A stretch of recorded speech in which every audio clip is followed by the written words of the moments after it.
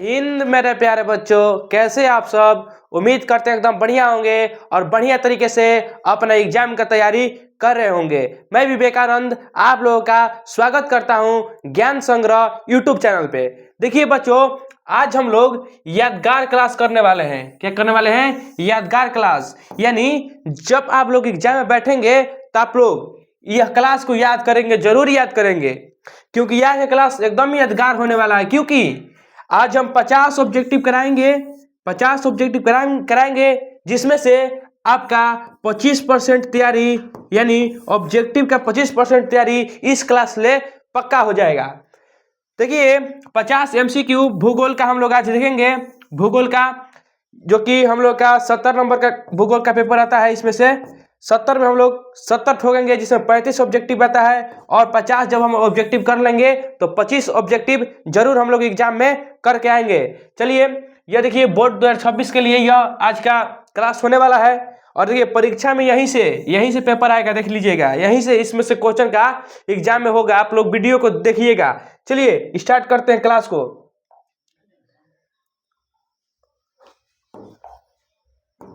देखिए स्क्रीन पर question number 1 है कि कोची पतन, क्या कह रहा है? करे कोची पतन, कोची पतन अवस्थित है। बताना है कि जो कोची पतन है, यह कोची पतन है, यह कहाँ अवस्थित है। तो हम लोग को पता है कि जो कोची पतन है यह कहाँ है? कोची पतन केरल में। कहाँ पर है? केरल में है। ऑप्शन नंबर सी हम लोग करेक्ट आंसर हो जाएगा। कोची पतन कहाँ है? तो कोची पतन केरल में हम लोग का ऑप्शन नंबर सी आंसर सही हो जाएगा। ठीक, नेक्स्ट क्वेश्चन देखिए। नेक्स्ट क्वेश्चन है कि निम्नलिखित में से किस वर्ष में पहला रेडियो कार्यक्रम प्रसारित हुआ था। हमें बताना है कि किस वर्ष पहला रेडियो कार्यक्रम प्रकाशित हुआ था। तो हम लोग को पता है कि 1923 में। क्या बच्चों? 1923 में। ऑप्शन नंबर बी हम लोग का आंसर सही हो जाएगा। 1923 में हम लोग का पहला रेडियो कार्यक्रम प्रकाशित हुआ था। कब? 1923 में। कब? 1923 में। आप लोग याद करते हुए चलेंगे। 1911 में वायु परिवहन की शुरुआत हुई थी। वायु परिवहन की शुरुआत 1911 में हुई थी। ठीक, चलिए नेक्स्ट क्वेश्चन देखिए। नेक्स्ट क्वेश्चन है हम लोग का कि नागपुर योजना जो ब्रिटिश शासन के काल में आया था, ब्रिटिश सरकार के द्वारा। तो नागपुर योजना किस परिवहन से संबंधित है? हमें बताना है कि नागपुर योजना किस परिवहन से संबंधित है। तो हम लोग को पता है सड़क परियोजना। किससे बचा? सड़क परियोजना, यानी ऑप्शन नंबर बी हम लोग का आंसर सही हो जाएगा। नागपुर योजना जो है यह परिवहन से संबंधित योजना है। चलिए नेक्स्ट क्वेश्चन देखिए। नेक्स्ट क्वेश्चन है कि संदेश का आदान प्रदान क्या कहलाता है। जो संदेश है, जैसे कि मान लीजिए हम यहाँ से आज कॉल किए किसी के पास, बोले आप लोग कैसे हैं, सब बढ़िया है, हम भी ठीक है। तो ये सब क्या है? यह सब एक संचार है। तो संदेश, हमारा संदेश उनके पास गया और वो भी पूछे कि क्या तुम्हारा हालचाल ठीक है, तो हम भी कहे कि हाँ ठीक है। तो उनका संदेश हमारे पास आया, यानी संदेश का आदान प्रदान क्या कहलाता है? संचार कहलाता है। क्या कहलाता है? संचार कहलाता है। ऑप्शन नंबर डी हम लोग का आंसर सही हो जाएगा। आप लोग इसे याद करते हुए चलिएगा। ठीक, नेक्स्ट क्वेश्चन देखिए। अगला क्वेश्चन हम लोग का कि निम्नलिखित में से कौन सा पतन पूर्वी तट पर स्थित है। पूर्वी तट पर कौन सा पतन स्थित है बच्चा? तो हम लोग को पता है कि कंडला, मुंबई, न्यू मंगलोर, चेन्नई। आप लोग इस क्वेश्चन का आंसर कहाँ देंगे? कमेंट में देंगे। कहाँ देंगे? कमेंट में आप लोग इसका आंसर देंगे। ठीक, 5 नंबर क्वेश्चन का आप लोग आंसर कमेंट में दीजिएगा। नेक्स्ट क्वेश्चन देखिए। नेक्स्ट क्वेश्चन है हम लोग का कि औद्योगिकरण में कौन सा प्रदूषण होता है। औद्योगिकरण से कौन सा प्रदूषण होता है? तो उद्योग जब होगा तो उद्योग का जो भी एकदम मतलब बिगड़ल होगा, जिसे उद्योग में से कोई बहारन इत्यादि गिरा होगा तो उसे हम लोग ले जाकर जल में प्रवाहित कर देते हैं, यानी उससे जल प्रदूषण होता है। ठीक, फिर उसमें वायु, मतलब उसमें एकदम खोट पीट का जो भी हथौड़ा चलेगा उसका आवाज आता है, यानी ध्वनि का प्रदूषण भी होता है, जिससे ध्वनि प्रदूषण, वायु प्रदूषण हो जाएगा, ध्वनि प्रदूषण हो जाएगा। ठीक, और वायु प्रदूषण कैसे होता है? जब उसमें धुआं उद्योग में चलेगा, औद्योगिकरण में जब धुआं वगैरह चलेगा तो वह वायु में परिवर्तन हो जाएगा, जिससे वायु प्रदूषण भी होगा। यानी ऑप्शन नंबर डी हम लोग का आंसर सही हो जाएगा। नेक्स्ट क्वेश्चन, अगला क्वेश्चन है कि निम्नलिखित में से कौन सी रोपण फसल नहीं है। क्या पूछ रहा है, देखिए हाँ और नहीं वाले क्वेश्चन में आप लोग को ध्यान से देखना है। यहाँ पूछ रहा है कि नहीं है, ठीक, कौन रोपण फसल नहीं है, तो हम लोग का कॉफी रोपण फसल है, गेहूं रोपण फसल नहीं है, यह एक खाद्यान्न फसल है, ठीक। गेहूं जो है यह रोपण फसल नहीं है, यह एक खाद्यान्न फसल है, यानी ऑप्शन नंबर बी हम लोग का आंसर सही हो जाएगा। देखिए अगर आप हमारे साथ रेगुलर पढ़ाई करना चाहते हैं तो पूरा बिहार का आर्ट्स का सबसे बेस्ट चैनल हमारा ज्ञान संग्रह है, जिस पे आप लोग जुड़ करके अपना पढ़ाई कर सकते हैं। आप लोग जा करके प्ले लिस्ट में देखिएगा तो हम लोग आर्ट्स का एकदम बढ़िया क्लास कराते हैं, जिसमें history, political, geography, home science, psychology इत्यादि का हम लोग क्लास कराते हैं। नेक्स्ट क्वेश्चन देखिए, नेक्स्ट क्वेश्चन हम लोग का कि नागार्जुन सागर परियोजना किस नदी पर स्थित है। तो नागार्जुन परियोजना जो है यह देखिए, नागार्जुन परियोजना यह दक्षिण में है। यह कहाँ है, यह दक्षिण भारत में, ठीक। तो देखिए कृष्णा नदी हम लोग का दक्षिण भारत में नदी है, तो ऑप्शन नंबर ए ही हम लोग का आंसर सही हो जाएगा। महानदी उड़ीसा में पड़ता है, महानदी कहाँ पड़ता है, महानदी उड़ीसा में पड़ता है, ठीक। कोसी को बिहार का शोक कहा जाता है, कोसी को क्या कहा जाता है, बिहार का शोक कहा जाता है, ठीक। आप लोग इसे भी याद करते हुए चलेंगे, यानी ऑप्शन नंबर ए हम लोग का आंसर सही हो जाएगा। नेक्स्ट क्वेश्चन देखिए, क्वेश्चन नंबर 9 है कि दुर्ग लौह अयस्क उत्पादक क्षेत्र है। तो देखिए दुर्ग जो है यह एक लौह उत्पादक क्षेत्र है, ठीक, लौह अयस्क का उत्पादक क्षेत्र है। तो यह कहाँ पड़ता है, जो दुर्ग है यह कहाँ पड़ता है, तो यह बच्चा छत्तीसगढ़ में पड़ता है। कहाँ पड़ता है, छत्तीसगढ़ में पड़ता है, यानी ऑप्शन नंबर डी हम लोग का आंसर हो जाएगा, ठीक। और देखिए एक बैला टीला पड़ता है,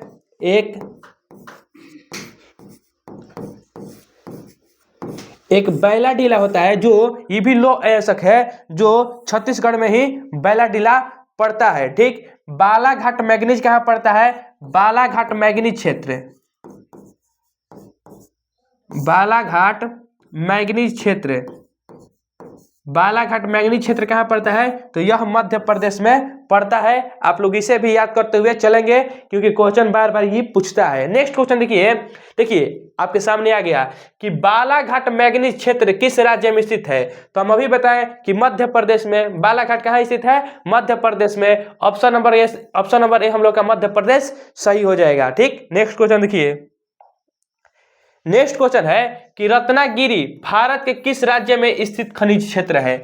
रत्नागिरी भारत के किस क्षेत्र में खनिज क्षेत्र है, किस राज्य में स्थित खनिज क्षेत्र है। तो रत्नागिरी बच्चा महाराष्ट्र में पड़ता है। कहाँ पड़ता है, रत्नागिरी महाराष्ट्र में पड़ता है। ऑप्शन नंबर डी हम लोग का आंसर सही हो जाएगा। रत्नागिरी कहाँ पड़ता है, तो रत्नागिरी महाराष्ट्र में पड़ता है। आप लोग इसे याद करते हुए चलेंगे। नेक्स्ट क्वेश्चन देखिए नेक्स्ट क्वेश्चन है, और यह सबसे इंपॉर्टेंट क्वेश्चन है। यहाँ पे हम लिख दिए VVI क्वेश्चन, ठीक, क्योंकि और इसमें जो स्टूडेंट है वो फंसते भी है, क्योंकि देखिए क्या कह रहा है कि हुबली किस राज्य में स्थित है। अगर हुबली पूछेगा तो हुबली कर्नाटक में स्थित है। हुबली कहाँ है, कर्नाटक में। और अगर हुगली पूछ दे तो हुगली वेस्ट बंगाल यानी कोलकाता पश्चिम बंगाल में, वेस्ट बंगाल में स्थित है। आप लोग याद करेंगे, हुगली पूछे तो वेस्ट बंगाल, और हुगली पूछे तो वेस्ट बंगाल, और हुबली पूछे तो कर्नाटक, ठीक। इसे याद कर लेंगे। नेक्स्ट क्वेश्चन देखिए, नेक्स्ट क्वेश्चन है कि भारत में सर्वाधिक सोना किस राज्य में पाया जाता है। भारत में सर्वाधिक सोना किस राज्य में पाया जाता है, तो कर्नाटक के आप लोग नाम सुने होंगे, कर्नाटक। तो कर्नाटक में सबसे ज्यादा सोना पाया जाता है, ठीक। कॉफी भी सबसे ज्यादा कहाँ पाया जाता है, कॉफी भी कर्नाटक में पाया जाता है। क्या, कॉफी कर्नाटक में पड़ता है, ठीक। पूछता है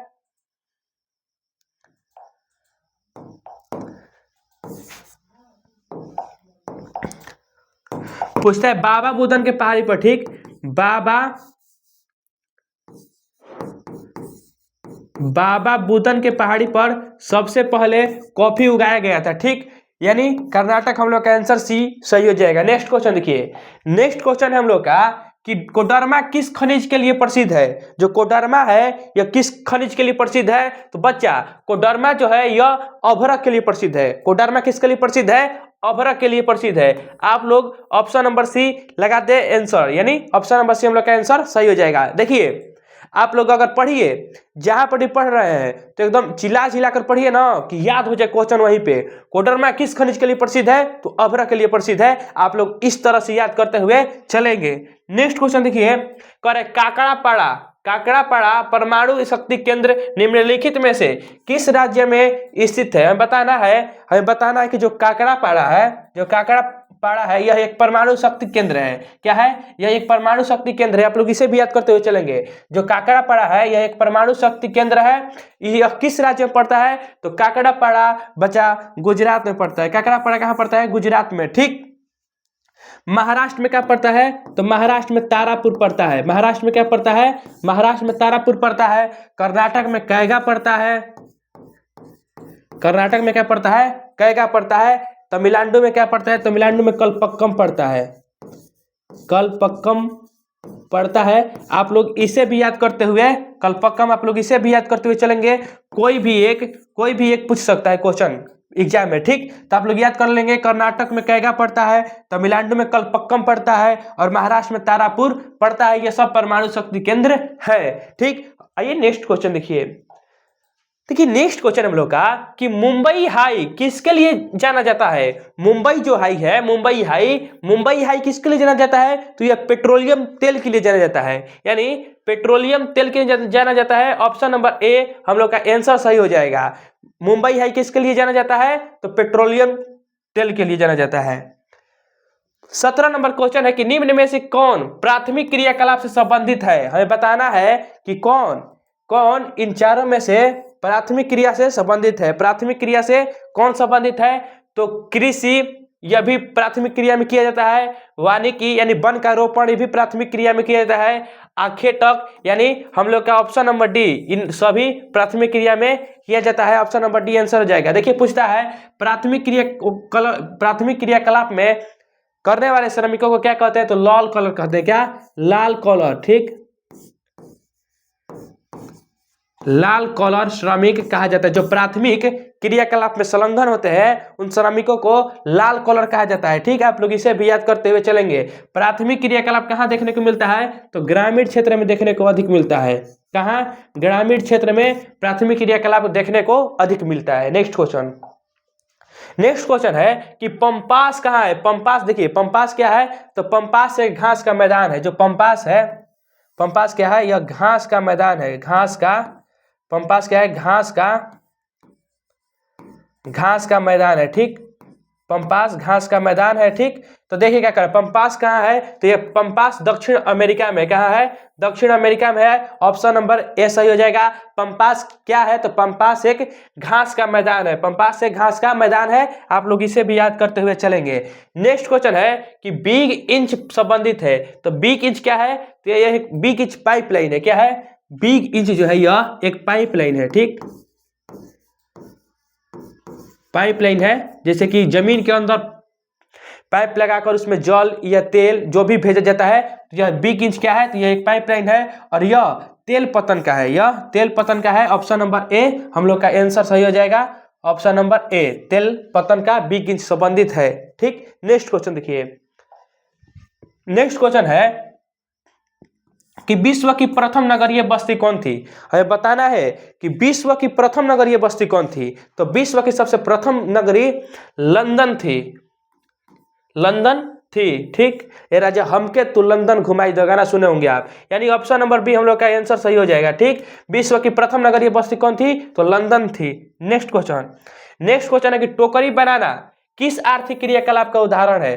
तो टोकरी बनाना जो है यह प्राथमिक क्रियाकलाप का उदाहरण है। यानी द्वितीय क्रियाकलाप का उदाहरण है। ऑप्शन नंबर बी, टोकरी बनाना किस आर्थिक क्रियाकलाप का उदाहरण है? तो द्वितीय। किसका? द्वितीय। प्राथमिक में क्या होता है?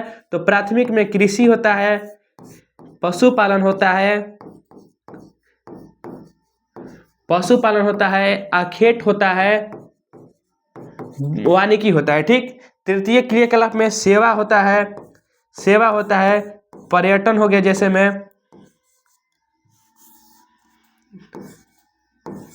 जैसे पर्यटन हो गया, ठीक, बैंकिंग हो गया, बैंकिंग हो गई, कुल तृतीय क्रियाकलाप में आता है। पंचम क्रियाकलाप वालों को क्या कहा जाता है? स्वर्ण कॉलर श्रमिक, स्वर्ण कॉलर श्रमिक कहा जाता है। जो पंचम क्रिया में संलग्न होते हैं उन श्रमिकों को क्या कहा जाता है?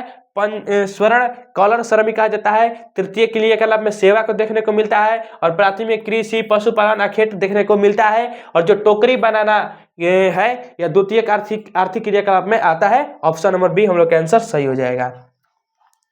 नेक्स्ट क्वेश्चन देखिए कि किस पतन को स्वेज मार्ग का लाभ प्राप्त हुआ? स्वेज पतन को सबसे ज्यादा किस पतन को स्वेज मार्ग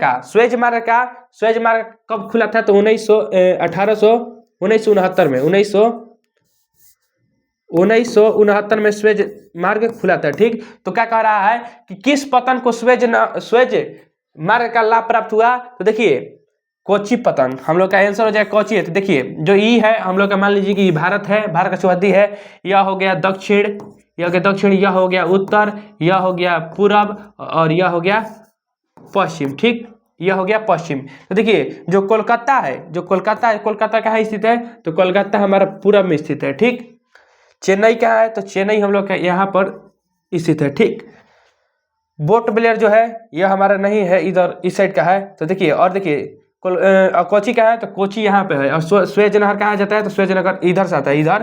तो मान लीजिए इधर से पहले किसको प्राप्त होगा? यही प्राप्त होगा। तो कोची पतन को सबसे ज्यादा लाभ प्राप्त होगा। ऑप्शन नंबर ए हम लोग का आंसर सही हो जाएगा। नेक्स्ट क्वेश्चन है कि रुको और जाओ निश्चयवाद की संकल्पना किसने दी है? रुको और जाओ यानी नव निश्चयवाद, इसे क्या कहते हैं? इसे नव निश्चयवाद भी कहते हैं। देखिए इसे नव निश्चयवाद भी कहते हैं। इसे नव निश्चयवाद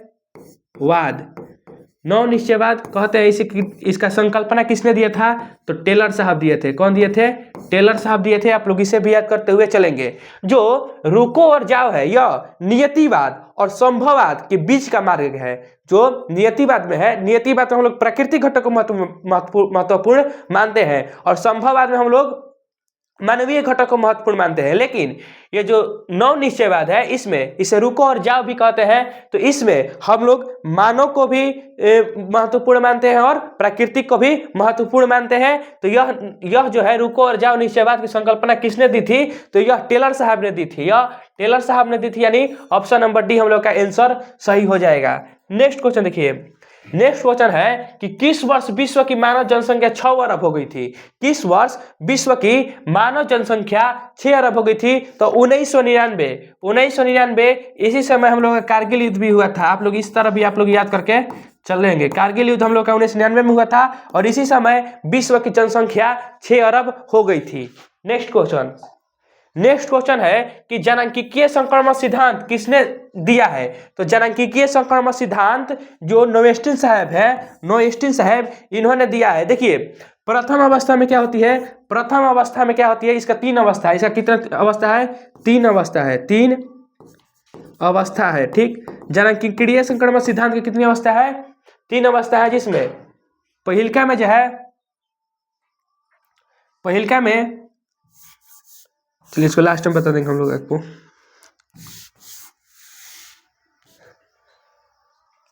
देखिए जो ये अमर्त्य सेन है यह एक अर्थशास्त्री थे। क्या थे? अर्थशास्त्री थे भारत के। ठीक, चलिए नेक्स्ट क्वेश्चन देखिए। नेक्स्ट क्वेश्चन हम लोग का कि रूस को छोड़कर यूरोप के 40 स्वतंत्र देश में सम्मिलित रूप से कितने लोग रहते हैं? यानी रूस को छोड़ करके यूरोप के 40 स्वतंत्र देशों में सम्मिलित रूप से कितने लोग रहते हैं? तो 50 करोड़ लोग रहते हैं। रूस को छोड़ करके यूरोप के 40 देशों में कितने लोग रहते हैं? तो 50 करोड़ रहते हैं। यानी ऑप्शन नंबर ए हम लोग का आंसर करेक्ट आंसर हो जाएगा। नेक्स्ट क्वेश्चन देखिए। नेक्स्ट क्वेश्चन है कि 21वीं शताब्दी के प्रारंभ में विश्व की जनसंख्या दर्ज की गई थी। 21वीं शताब्दी के प्रारंभ में विश्व की जनसंख्या कितनी दर्ज की गई थी? तो हम लोग को पता है 600 करोड़। कितना? 600 crore. Option number C answer सही हो जाएगा।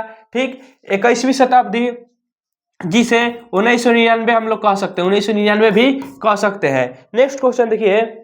नेक्स्ट क्वेश्चन है हम लोग का कि लिंगानुपात का संबंध किससे है? लिंगानुपात यानी प्रति कुल स्त्रियों की जनसंख्या बटे कुल पुरुषों की संख्या गुने 1000। तो लिंग अनुपात का संबंध किससे है? पुरुष तथा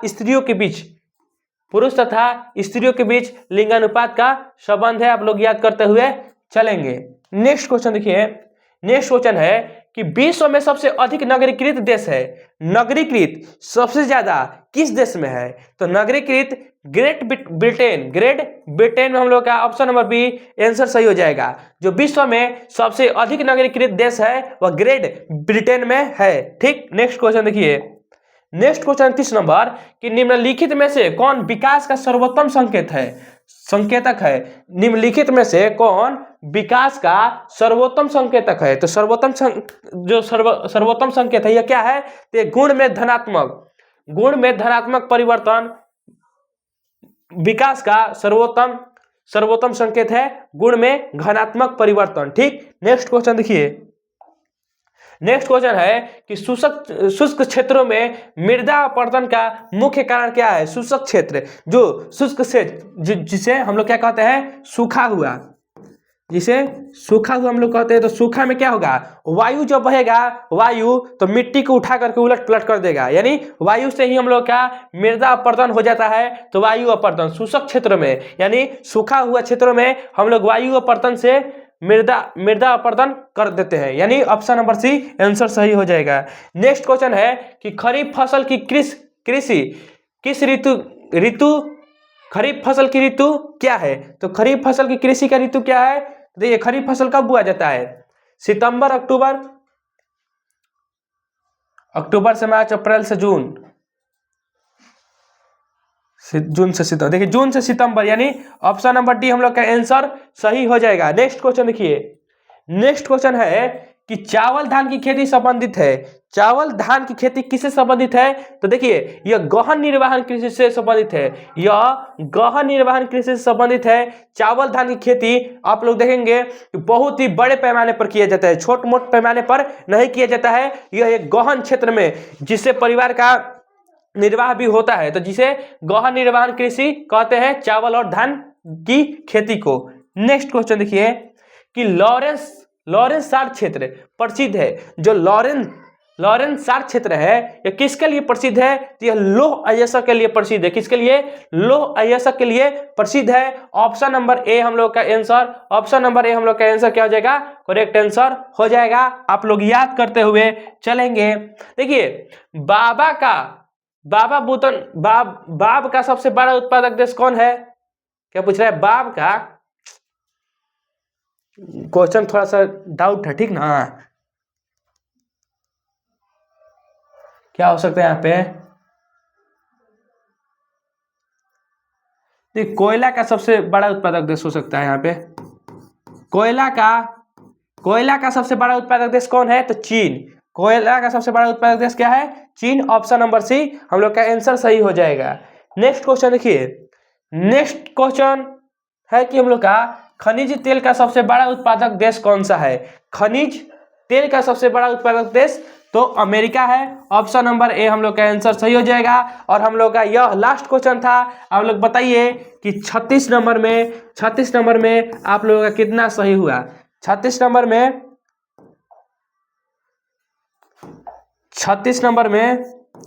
आप लोग कितना सही हुआ? आप लोग कमेंट करके बताइए कि 36 नंबर में आप लोग का कितना सही होगा। ठीक, क्लास कैसी लगी आप लोग इसे भी कमेंट कर दीजिएगा। और आगे कैसी क्लास चाहते हैं इसे भी आप लोग कमेंट कर दीजिएगा, ताकि हम आपके मुताबिक क्लास को लेकर के आए। क्लास कैसी लगी आज की? हम उम्मीद करते हैं कि आपको बढ़िया लगी होगी क्लास। और मिलते हैं नेक्स्ट वीडियो में ऐसे ही एक धमाकेदार वीडियो में। तब तक के लिए जय हिंद,